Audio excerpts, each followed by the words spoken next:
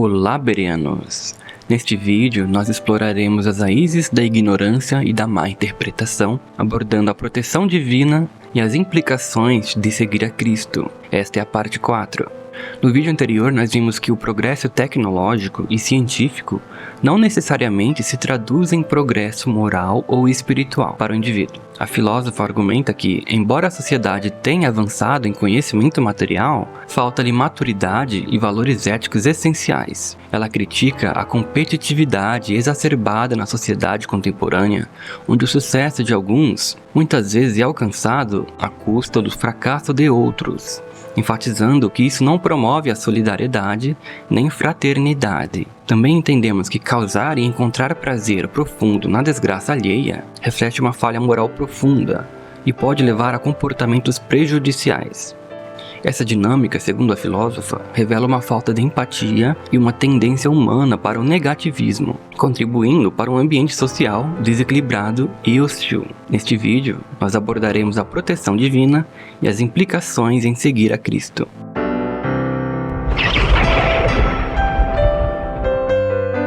Deixa eu só explicar uma coisa. A introdução que eu fiz no vídeo 1 vale para o vídeo 2, vídeo 3, vídeo 4 e assim por diante, ok? Então, se você discorda ou acha que eu falei alguma bobagem, comenta aí embaixo, ok? E aí eu também não estou sendo totalmente dogmático em alguns pontos. Bom, como dito anteriormente, podemos sentir algum tipo de prazer na desgraça alheia. E mesmo entre os praticantes da fé cristã, pode surgir a crença de que eventos adversos ocorrem como resultado da ausência de Deus na vida de um indivíduo. Essa percepção distorcida pode infelizmente levar a uma sensação de satisfação ou prazer ao testemunhar o infortúnio alheio. Entretanto, essa premissa carece de fundamentação bíblica. Leiamos. Eclesiastes capítulo 9, versículo 2, fala assim: tudo sucede igualmente a todos. O mesmo sucede ao justo e ao perverso, ao bom, ao puro e ao impuro, tanto ao que sacrifica como ao que não sacrifica, ao bom como ao pecador, ao que jura como ao que teme o juramento. Então não há evidências que confirmem a existência de uma intervenção divina que evite a ocorrência de eventos negativos em nossas vidas, como se tivéssemos um anjo da guarda. Mas as intervenções são pontuais, e tais adversidades são experimentadas de maneira igualitária por todos. Embora a prática do cristianismo possa oferecer proteção contra o sofrimento, também vai acrescentar novas formas de sofrimentos. Não se engane. Não pense que ser cristão é ser bonzinho, é ter uma reputação que todos gostarão de você, e que tudo na sua vida vai dar certo. Isso é mentira. Embora se possa ter muitas bênçãos, também terá muitas dores. Isso porque se agradamos a todos, tem alguma coisa errada com a nossa conduta cristã. Leiamos. Lucas capítulo 6, versículo 26, que diz: ai de vocês, sempre que todos os homens falarem bem de vocês, pois é isso que os antepassados deles fizeram aos falsos profetas. Então por isso eu digo que quando todos estão contra nós, e todos estão falando mal de nós por nossa conduta cristã, é porque muito provavelmente estamos fazendo a coisa certa. Porque se todo mundo falar bem de nós, tem alguma coisa errada com a nossa conduta cristã. E pode ter certeza que quanto mais parecido com Cristo estivermos, haverá um stauros nos esperando, né? Stauros é a palavra grega, né? Pra estaca, né? Alguns traduzem cruz, não vou entrar nisso, tá? Então, quanto maior for a sua conexão com Deus e com Cristo, maior serão as suas tentações. O versículo até diz, ai de vocês, né? Então, isso indica que pode ter alguma coisa errada com a nossa conduta cristã. Então é bom nos acostumarmos com críticas que podem surgir com respeito à nossa pessoa. Então é um ou outro que vai te apoiar ou te dar razão concordando contigo. Sempre que pregarmos a verdade e alguém se posicionar contra você, mais motivo você tem para continuar pregando a verdade.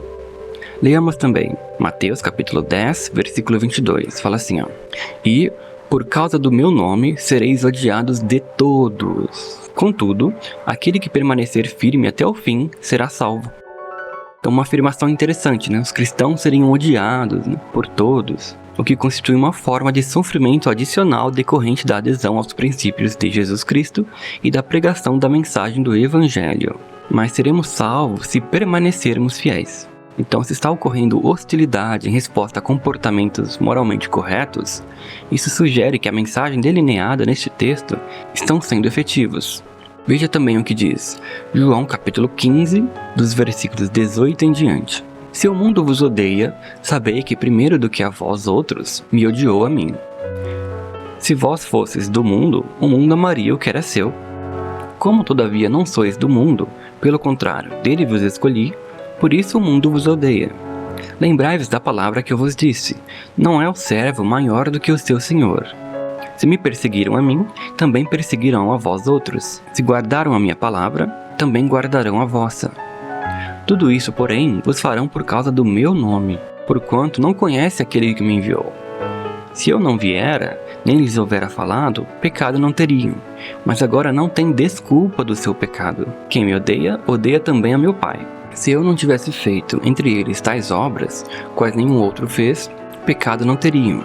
Mas agora não somente têm eles visto, mas também odiado, tanto a mim como a meu Pai. Isto, porém, é para que se cumpra a palavra escrita na sua lei. Odiaram-me sem motivo. Então a vida do cristão implica em promover ideias contrárias aos valores prevalentes no mundo. Essa divergência pode resultar em hostilidade por parte do ambiente circundante. Aqueles que adotam a fé cristã são considerados como tendo sido selecionados para um propósito distinto, vivendo dentro da sociedade, mas alinhados com padrões éticos e morais que muitas vezes se opõem aos da sociedade. Pregar verdades onde a falsidade reina equivale a confrontar as crenças predominantes das pessoas. Porque, por assim dizer, é todos contra um. Então, visto que tacitamente, dentro desse contexto, a mentira se torna verdade, e a verdade mentira, é esperado que todo indivíduo que segue os preceitos cristãos enfrente algum tipo de perseguição. A hostilidade dirigida aos cristãos, seja em proporções mínimas ou significativas, já é uma realidade presente e tende a se intensificar no futuro.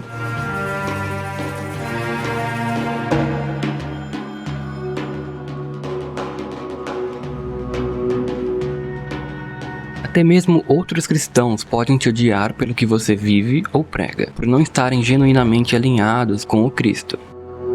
Os cristãos são alvo porque o diabo sabe do potencial deles de conseguir almas para o Cristo, então ele usa seus agentes para desanimar os cristãos. Quanto mais correto você estiver, mais será atacado. Se vocês soubessem o quanto eu sou odiado por fazer esses vídeos, eu já consegui essa façanha.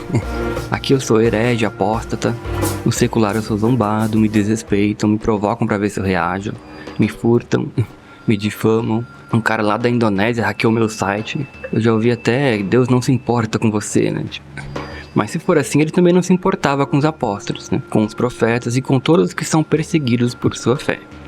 E Jesus, em Mateus capítulo 27, versículo 46, quando morreu, exclamou: Deus meu, por que me desamparaste, né? Por que me abandonaste, né? Além disso, né, uma vez tentaram me atropelar. Então é aquela coisa que fala em João capítulo 16, versículo 2. Vão nos matar e achar que estão prestando serviço a Deus.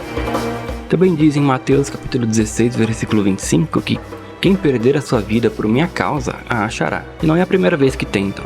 Quando eu ia nas testemunhas de Jeová, um irmão também tentou, né? Então, tá de boa. E as perseguições sempre podem piorar. Mas isso é ainda fichinha perto do que os apóstolos passaram. Eles foram espancados, apedrejados, martirizados. E eu tenho certeza de que muitos de nós seríamos mortos se pregássemos na época de Jesus. Mas essas hostilidades são devido à mensagem do Evangelho, não porque a gente de fato fez algo de errado. Bom, mas se estamos incomodando, é porque estamos fazendo algo de correto. Porque ousamos pregar a verdade no mundo da falsidade. É porque tomamos posição ao lado da verdade. É porque já trouxemos pessoas para a nossa teia. E essas pessoas já estão conhecendo a verdade, que é Jesus Cristo. E isso já basta, porque a pessoa está conhecendo Jesus. Então, por mais que não goste da gente, não vão poder dizer a Deus que não sabiam. Então o trabalho está sendo feito e continuará. Na verdade, é até bom que fale mal da gente. Por quê? Porque a pessoa acaba promovendo o cristão e pode ajudar outros a conhecer a Cristo. A pessoa espalha a mensagem mesmo sem querer. E essa é uma das formas de espalhar a palavra. A pessoa te promove te odiando. Entendeu? Então mesmo que te promovam de forma ruim, a pessoa está dando crédito, está me dando AdSense. E até mesmo o botão não gostei do YouTube é uma forma de interação com o canal e é positivo. Nós só vamos incomodar quem é falso. Quem não é falso não se incomoda com o que pregamos, porque sabe que é verdade se estivermos pregando o que a Bíblia realmente diz. A Bíblia, em Mateus capítulo 10, versículo 37, diz que quem amar a família mais do que a Cristo não é digno dele.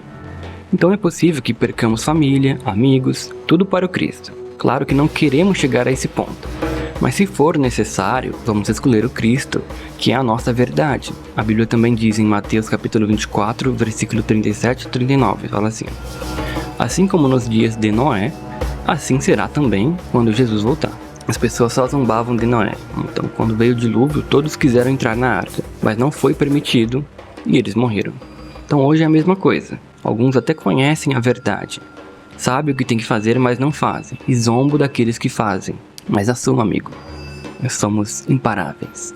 O cristão fiel só consegue ser parado se você o matar, mas tema quem pode matar o corpo e a alma. O ser humano só consegue matar o corpo. Então talvez até possamos ter medo, mas o que está conosco é maior do que os que estão com eles. Então por mim, se quiser me matar, me mata. Claro que naturalmente nós não queremos, né? A gente até toma medidas para se proteger. Mas se foi o caso, vai acontecer. Além disso, só estamos pregando o evangelho, o amor, bons costumes. Se alguém discorda de que devemos ser amorosos, essa pessoa vai pregar o quê? Pregar o ódio? E o ódio que é certo? Leamos 1 João capítulo 4, versículo 18, que fala assim, ó: no amor não há medo. Ao contrário, o perfeito amor expulsa o medo, porque o medo supõe castigo. Aquele que tem medo não está aperfeiçoado no amor. Então, não devemos ter medo de fazer as coisas certas. Se estivermos aperfeiçoados no amor, não teremos medo. Então, se nós morrermos, estaremos no lucro. Não fazemos as coisas por medo de perder a salvação, mas por amor a Deus. Para o cristão, a morte é o lucro, pois nós chegaremos mais depressa onde nós precisamos chegar. Então, quando você é cristão e está do lado da verdade, você não consegue perder. Você sempre ganha. Por quê? Porque você está do lado da verdade. E a verdade sempre ganha, porque é o que é. Além disso, se não estivermos fazendo nada de errado perante Deus, não tem por que temer. E é por isso que os maus precisam perseguir, insultar e etc, né? Por quê? Porque sempre perdem. E essa raiva os leva a agir de forma hostil. Então, se estão batalhando, é porque ainda não venceram. E nem irão vencer. Segundo Efésios capítulo 6, versículo 12, a nossa luta é espiritual, contra seres das trevas, né? Não contra o físico. E eu também não estou aqui para ganhar nada, né? Eu estou aqui me doando assim como Cristo se doava. Em Mateus capítulo 23, versículo 12, diz que quem se enaltecer será humilhado, e quem se humilhar será enaltecido. Também acredito que é a obrigação de todo cristão pregar em qualquer época ou situação. E esse foi o modo que eu escolhi, né? Então, leiamos. 1 Coríntios capítulo 1, versículos 27 a 29. Mas Deus escolheu as coisas loucas deste mundo para confundir as sábias. E Deus escolheu as coisas fracas deste mundo para confundir as fortes. E Deus escolheu as coisas vis deste mundo e as coisas desprezíveis e as que não são, para aniquilar as que são, para que nenhuma carne se glorie perante ele. Então, tá tudo bem fazer ao contrário do que a maioria pensa. Deus escolheu as coisas loucas, as coisas fracas e desprezíveis desse mundo para nós aplicarmos em nossas vidas.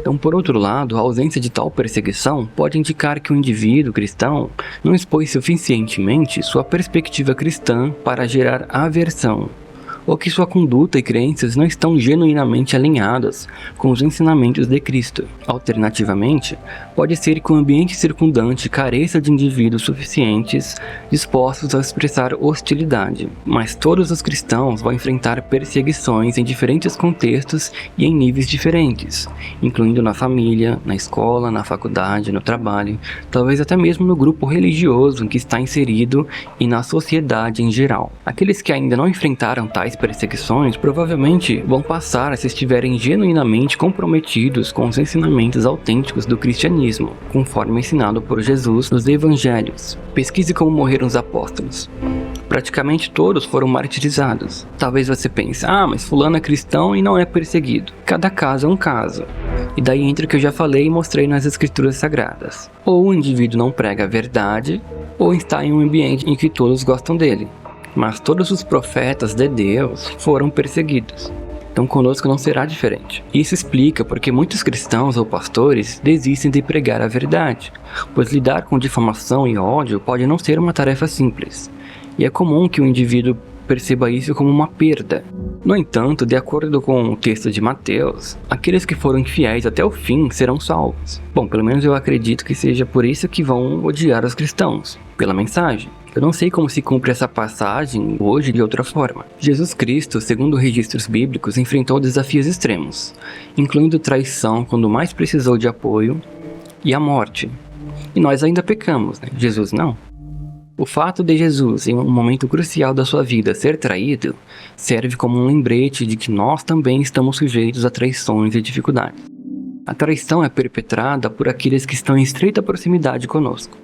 Caso contrário, não seria considerada traição, e é essa proximidade que torna a experiência dolorosa. Portanto, tudo o que Jesus passou, é possível que nós passaremos. É bom saber disso, pois enfrentar qualquer hostilidade devido às suas convicções religiosas sugere que estamos alinhados com o que Cristo realmente ensinou. Então essa hostilidade ocasionalmente pode indicar o quão coeso tal cristão está em relação aos ensinamentos de Cristo. E é claro que eu estou tratando de perseguições enfrentadas por indivíduos devido à sua identificação como cristão e suas práticas, pois é possível que um cristão seja sujeito à hostilidade por de fato ter cometido um erro, e concordamos que isso pode acontecer. Mas o cerne da questão reside na desproporcionalidade de tratamento. Então quando um cristão comete um deslize, tal indivíduo tende a ser mais intensificamente criticado do que quando é cometido por outros. Então, um cristão pode enfrentar desafios significativos enquanto percebe a presença divina, enquanto outra pessoa que não compartilha dessa fé pode passar por experiências semelhantes sem ter essa percepção. Sem ser um cristão, sendo até um ateu, então a sensação de estar em comunhão com Deus pode proporcionar recursos psicológicos e emocionais para lidar com dificuldades. No entanto, essa conexão com Deus não necessariamente evita a ocorrência de eventos adversos.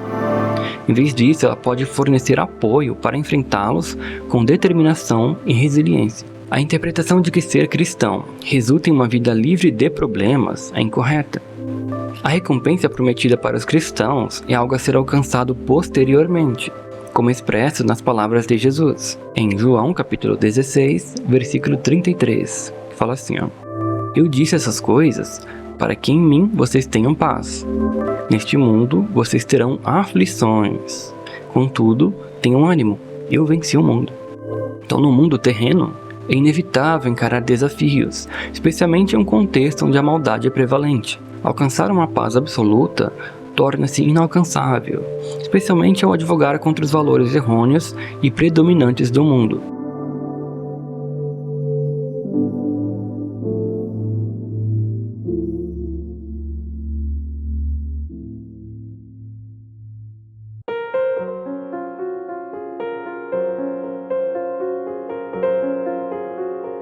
Claro que todos nós poderíamos simplesmente viver o Evangelho e ficar quietos na nossa. Mas não basta viver plenamente o Evangelho. Nós temos que pregar esse Evangelho porque é um mandamento de Jesus em Mateus capítulo 28, versículo 19 e 20. E de pregar, né? Então, isso significa pregar o Evangelho, pregar a verdade. Jesus, em Mateus capítulo 7, versículo 13 e 14, disse que devemos seguir pelo caminho mais difícil, caminho estreito. Por isso eu discordo que não devemos ficar no bem bom, na nossa zona de conforto. Sempre que se pregar a verdade, a maioria das vezes, essa pode não ser conveniente. Então sempre que pregarmos verdades inconvenientes, independente da abordagem adotada, é provável que sejamos hostilizados, pois isso pode desencadear desconforto, mesmo que indiretamente expor as falhas individuais e desafiar o ego dos circundantes. Claro que não vamos desrespeitar ninguém. Nossa mensagem deve ser ponderada e com tato. E Jesus falou em Mateus capítulo 5, versículo 16: Deixem brilhar a sua luz diante dos homens. Então quem está nas trevas não gosta da luz, porque a luz ilumina as trevas, e as trevas são obrigadas a sair. Essa dinâmica está ligada ao cristianismo, que reconhece a natureza pecaminosa do ser humano e promove a busca pela reconciliação. Como discutido anteriormente, Cristo é a personificação da verdade e, como tal, sua mensagem confronta as convicções estabelecidas. Embora o Evangelho seja elogiado por seu aspecto amoroso, também requer renúncia, o que caracteriza um desafio ao ego humano. As denominações religiosas cristãs não batem muito nessa tecla para atrair mais fiéis. Mas não temos como fugir dessa verdade. Os cristãos habitam temporariamente neste plano. E, consequentemente, em certas ocasiões, é necessário renunciar ao nosso orgulho e compreender que enfrentar perseguições é uma parte da nossa jornada espiritual que propomos a seguir. Claro que a nossa intenção nunca é causar reboliço. Jesus falou em Mateus capítulo 10, versículos 34 ao 39, que veio causar a espada, que veio mãe contra filha, e não era essa a intenção, mas é o que aconteceria. Por isso eu digo que não tem como eu não causar algum tipo de reboliço, porque as pessoas reagem de diferentes formas, embora toda reação seja uma escolha. Então, ainda que possamos enfrentar a oposição de todos os lados, é imperativo manter a nossa postura inabalável em relação às nossas convicções, conforme é esperado por Jesus Cristo. Consideremos a seguinte passagem, Mateus capítulo 10, versículo 33, que fala assim, Entretanto, qualquer que me negar diante das pessoas, também eu o negarei diante de meu Pai que estás nos céus. Portanto, é crucial manter uma firmeza nas nossas convicções e permanecer leais aos ensinamentos de Cristo, pois Ele também nos negará caso reneguemos a nossa fé por temor a homens. Então, o que me pode fazer o homem? Agredir, me matar, me difamar? Então, tudo que o homem tira, Jesus vai nos dar em dobro no reino dos céus. Então, mesmo se viemos a falecer, estaremos no lucro. Por quê? Pois nosso falecimento ocorrerá em decorrência da nossa fé em Cristo. Também é considerável prestar ajuda aos cristãos, mesmo que você não seja. Por quê? Quem sabe Cristo se lembre de você. Leiamos Mateus capítulo 25, dos versículos 34 ao 45, que diz assim, O rei dirá então aos da sua direita, Venham vocês, abençoados por meu Pai, herdem o reino preparado para vocês desde a fundação do mundo. Pois fiquei com fome, e vocês me deram algo para comer. Fiquei com sede, e vocês me deram algo para beber. Eu era um estranho, e vocês me receberam hospitaleiramente. Estava nu, e vocês me vestiram. Fiquei doente, e vocês cuidaram de mim. Eu estava na prisão, e vocês me visitaram. Então os justos lhe responderão, Senhor, quando foi que o vimos com fome e o alimentamos? Ou com sede e lhe demos algo para beber? Quando o vimos como um estranho e o recebemos hospitaleiramente, ou nu e o vestimos? Quando o vimos doente na prisão e fomos visitá-lo? O rei lhes dirá em resposta, Eu lhes digo a verdade, o que vocês fizeram a um dos menores desses meus irmãos, a mim o fizeram. Então dirá aos da sua esquerda, Afastem-se de mim, amaldiçoados, vão para o fogo eterno, preparado para o diabo e os seus anjos. Pois fiquei com fome, mas vocês não me deram nada para comer. E fiquei com sede, mas vocês não me deram nada para beber. Eu era um estranho, mas vocês não me receberam hospitaleiramente. Estava nu, mas vocês não me vestiram. Doente na prisão, mas vocês não cuidaram de mim.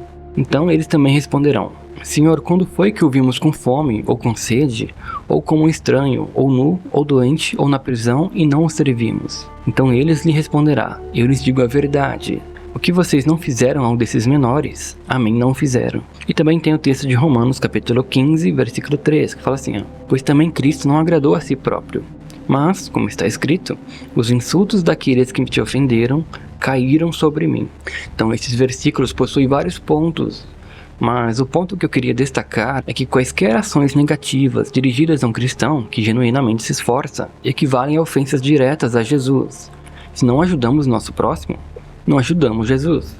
Então, da mesma forma, ao ajudar um cristão, é como se estivéssemos prestando assistência ao próprio Jesus. Então é essencial ponderar sobre isso. Aqueles que maltrataram os cristãos devem ter em mente que estão infligindo o mesmo mal a Cristo. Então depois não vai poder chorar, hein? Avisado foi. E embora a perseguição seja uma consequência da pregação, ainda assim é uma escolha. Porque nós escolhemos o que vamos fazer, por isso serão julgados perante Jesus. Também devemos tomar cuidado, pois às vezes nós estamos fazendo errado achando que estamos certos. Mas no dia, não haverá Senhor, Senhor, né?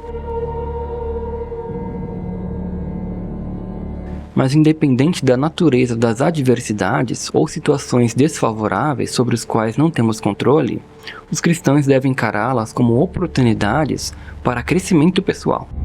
Estas circunstâncias desafiadoras podem servir como estímulos para desenvolvermos autoconhecimento e autodomínio. É crucial nós reconhecer que não precisamos passar por experiências adversas sem extrair lições valiosas. Ocasionalmente, nossos inimigos podem proporcionar-nos valiosas lições que não poderíamos ter adquirido de outra forma. Eles nos expõem a experiências desafiadoras e traumáticas, permitindo-nos identificar áreas de aprimoramento e superação pessoal. Algo que um irmão na fé, motivado pelo amor e preocupação com o nosso bem-estar, pode não nos proporcionar. Também devemos usar essas situações para nos aproximar mais de Deus. Os seus inimigos vão te ajudar a ter autocontrole e maturidade. Temos que encará-los como um meio para o próprio desenvolvimento. Por mais que não queiram ajudar, eles nos ajudam a se desenvolver como cristãos. Nós só devemos adquirir essa perspectiva. Em toda situação, nós podemos tirar proveito. Não precisamos passar por ela sem aprender nada. Os nossos inimigos são apenas catapultas para chegarmos mais longe, e eles nem se apercebem disso e nem conseguem evitar. Porque quanto mais se opõem com difamações ou calúnias, mais a mensagem se espalha.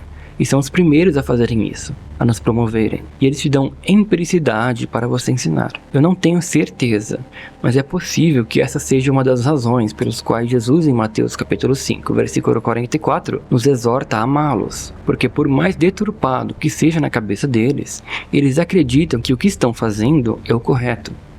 E é tudo o que nós devemos fazer. Devemos fazer o que Deus nos pede, porque é o certo.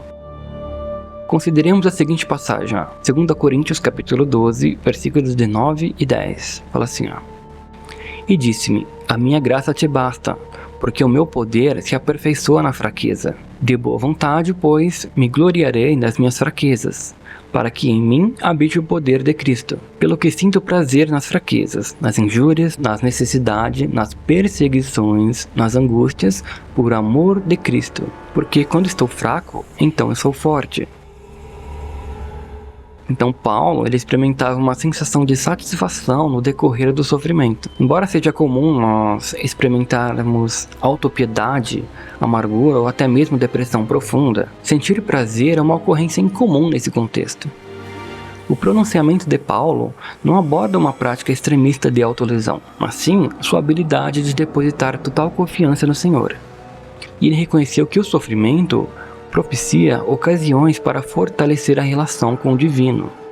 E Paulo explorou tais oportunidades ao máximo. Assim como um indivíduo engajado em exercícios de ginástica ou musculação pode experimentar uma sensação de prazer durante o esforço e desconforto do treinamento, almejando os resultados em termos de bem-estar físico, Paulo encontrava satisfação nas aflições da vida, considerando os benefícios do crescimento espiritual e da recompensa eterna. Mas qual era o problema de Paulo? Do versículo 7 deste capítulo, revela que um anjo de Satanás o esbofeteava incessantemente. Então, ao adentrar ao terceiro céu, ele ficou exposto ao mundo espiritual. Uma experiência que, em princípio, foi extraordinariamente benéfica, pois Paulo talvez nem precisasse mais de fé. No entanto, ao retornar, essa exposição ao mundo espiritual resultou na manifestação de uma aflição pessoal, personificada pelo contínuo assédio de um anjo de Satanás o esbofeteando. Então, de fato, por mais difícil que seja, quando sofremos perseguições em decorrência da nossa adesão ao Cristo, podemos ficar alegres, conforme está escrito em Mateus capítulo 5, versículos 11 e 12, que diz assim, Felizes são vocês quando as pessoas os insultam e perseguem, e mentindo, dizem todo tipo de coisas más contra vocês, por minha causa. Alegrem-se e fiquem cheios de alegria, porque a sua recompensa é grande nos céus, pois assim perseguiram os profetas antes de vocês. Embora seja um desafio, é importante manter a alegria, pois a recompensa futura será significativa no reino celestial. Quaisquer perda sofrida neste mundo será recompensada abundantemente por Jesus. Portanto, não devemos hesitar em proclamar a verdade do ensinamento de Jesus.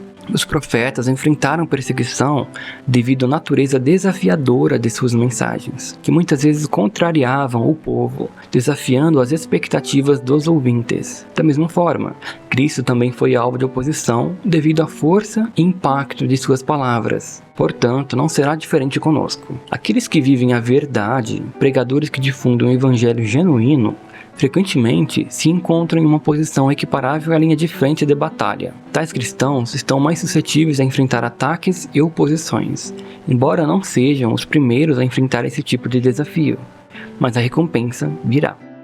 E claro que não devemos ficar felizes no sentido de acreditar que as perseguições que enfrentarmos são atitudes corretas por parte dos perseguidores, nem justificar tais atitudes, mas no sentido de que seremos recompensados, embora não devamos basear a nossa adoração nisso. Com o cristão, é como se fosse naqueles filmes ou jogos, onde um só dá conta de 10.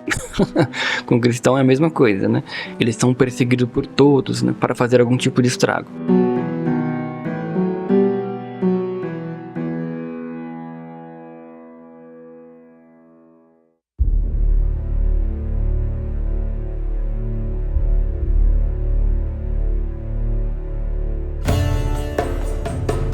1 Coríntios capítulo 3, versículos do 18 ao 20, fala assim: não se enganem, se algum de vocês pensa que é sábio segundo os padrões desta era, deve tornar-se louco para que se torne sábio, porque a sabedoria deste mundo é loucura diante de Deus. Porquanto está escrito, ele apanha os sábios na própria astúcia deles. E outra vez, o Senhor reconhece os pensamentos dos sábios, que são pensamentos vãos. Portanto, ninguém se gloria nos homens, porque tudo é vosso. Então nós temos que colocar a nossa razão no Cristo, na espiritualidade, e não no que os homens acham. Então o cristão vai ser odiado por todos. Então não tem como manter uma boa reputação sendo odiado por todos. Entendeu? Então nós não devemos preocupar tanto com reputação. Então no cristianismo o indivíduo se nega para se enaltecer. Também não controlamos as ações das pessoas, então precisamos passar a nossa mensagem independente do que os outros pensam e de como vão reagir ou não, senão nós não fazemos. Eu já fui muito assim, o que os outros vão pensar, né?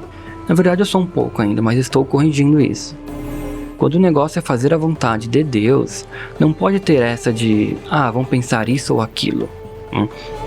Veja o que diz Mateus capítulo 22, versículo 16, que fala assim: então mandaram que alguns dos seus seguidores e alguns dos membros do partido de Herodes fossem dizer a Jesus: Mestre, sabemos que o Senhor é honesto, ensina a verdade sobre a maneira de viver que Deus exige e não se importa com a opinião dos outros, nem julga pela aparência. Concatenando com Marcos capítulo 12, versículo 13 e 14, essas palavras são dos fariseus a Jesus, homens que reconheciam que Jesus não se importava com o que os outros pensavam dele, né? Então ele simplesmente ensinava a verdade e pronto, e dane-se a opinião dos outros. Os próprios inimigos de Jesus reconheceram que ele não se importava com a opinião alheia. É por isso que eu falo, né, que os nossos inimigos podem nos ensinar lições. Às vezes, se colocando na situação, você consegue resolver o seu problema com respeito a isso. E é isso que eu faço aqui. Eu me coloco na situação para perder o medo. E nem vem que todo mundo se importa com o que os outros pensam.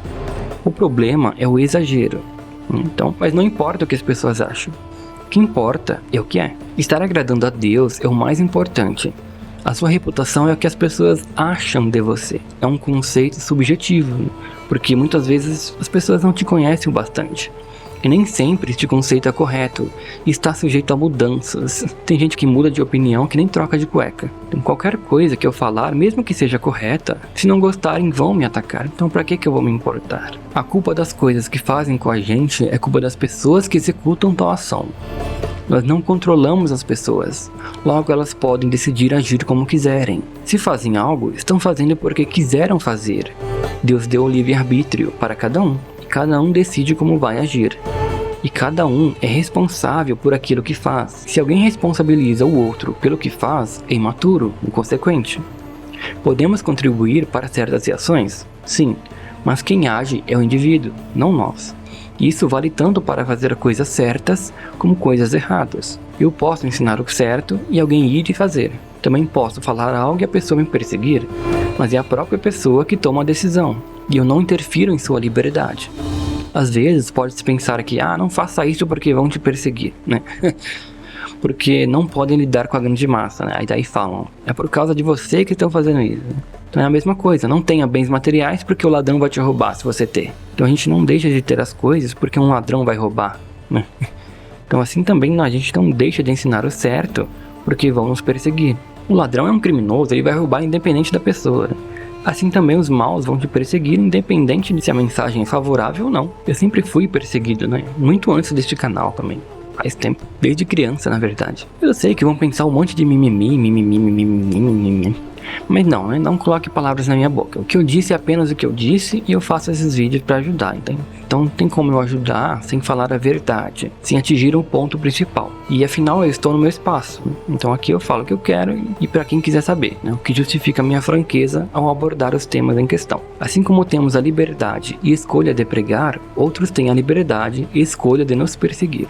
Como eu já disse, embora a perseguição seja uma consequência da pregação, ainda assim é uma escolha. Porque nós escolhemos o que vamos fazer. Então eu tenho que falar o que eu acredito ser a verdade. Eu não estou aqui para fazer cosca nos ouvidos de ninguém. Isso pode magoar o coraçãozinho de alguns, ok? E onde entra a ignorância é a má interpretação em tudo que eu disse. É não aceitar que você será perseguido pela sua fé.